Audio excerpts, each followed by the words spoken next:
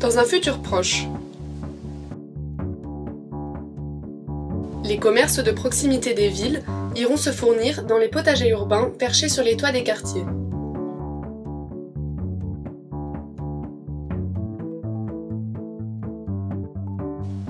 Chaque matin, le cueilleur-livreur chevauchera son vélo ou autre pour effectuer sa tournée du quartier.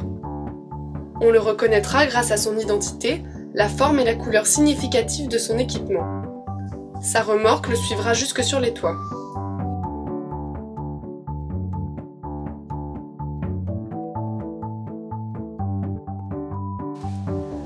Avec un jardinier, il remplira les caisses ou paniers avec la récolte du jour, puis les emmènera dans l'espace de la boutique.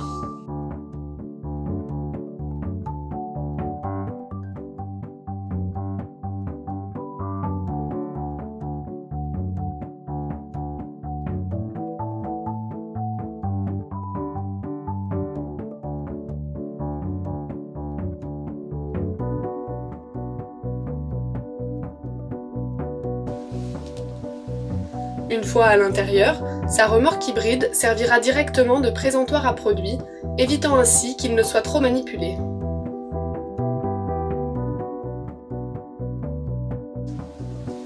Leur aspect sera certainement imparfait, peut-être sableux, terreux ou encore humide.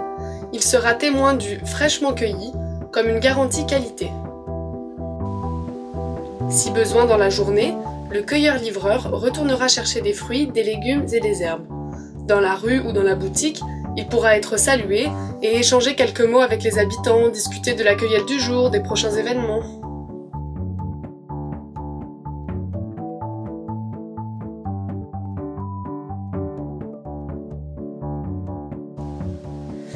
Les espèces cultivées dans la ville sont le plus souvent rares ou anciennes.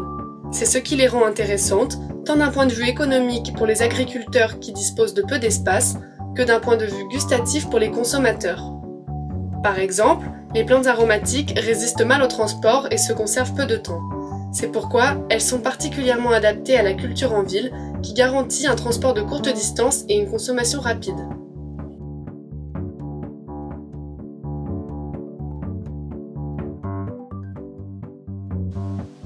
Parce que ces espèces sont rares ou anciennes, elles sont peu connues.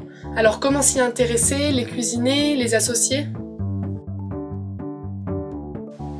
Pour cela, chaque mois seront proposées une ou deux recettes qui associent fruits, légumes et herbes du quartier avec d'autres produits vendus dans la boutique. Vin, fromage, produits de boucherie, miel, épices, également issus de circuits courts. On les présentera en îlots, de manière à regrouper tous les produits qui servent à la réalisation de la recette dans le même espace. Elles seront imaginées par des chefs intéressés par cette démarche. Ces recettes et îlots ont plusieurs objectifs. Éduquer à consommer des produits sains et saisonniers et faire découvrir des espèces peu connues et leurs aspects bénéfiques. Et rendre plus agréable l'expérience des courses alimentaires en proposant des idées. Certains jours seront proposés des événements thématiques autour de cet îlot, ou sur le lieu de culture dans le cas où les conditions de sécurité du toit potager le permettent.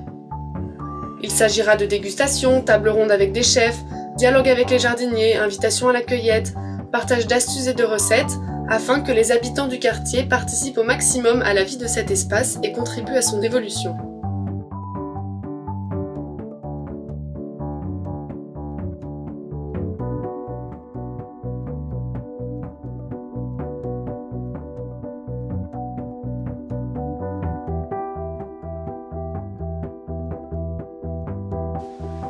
On équipera les commerces de bacs de compost. Ainsi, en allant faire leurs courses, les habitants du quartier auront la possibilité d'y apporter leurs déchets organiques et d'être conseillés à ce propos.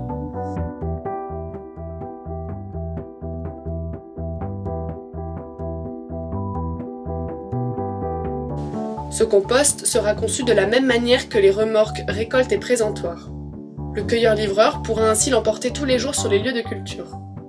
Pour les clients, il s'agira d'une manière simple de contribuer à la bonne production des aliments qu'ils mangent en fournissant ces déchets nutritifs. Voici les idées principales. Réduire l'impact environnemental en ville en valorisant la consommation de produits issus de circuits ultra courts et en récoltant les déchets organiques des foyers.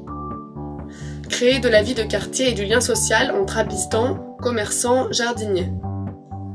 Revisiter l'expérience des courses et apprendre à envisager les aliments de manière responsable grâce à un concept pédagogique et des échanges de savoir. Créer de nouveaux emplois avec les jardiniers urbains et les cueilleurs-livreurs. Accompagner la marque de distribution à évoluer vers une tendance positive.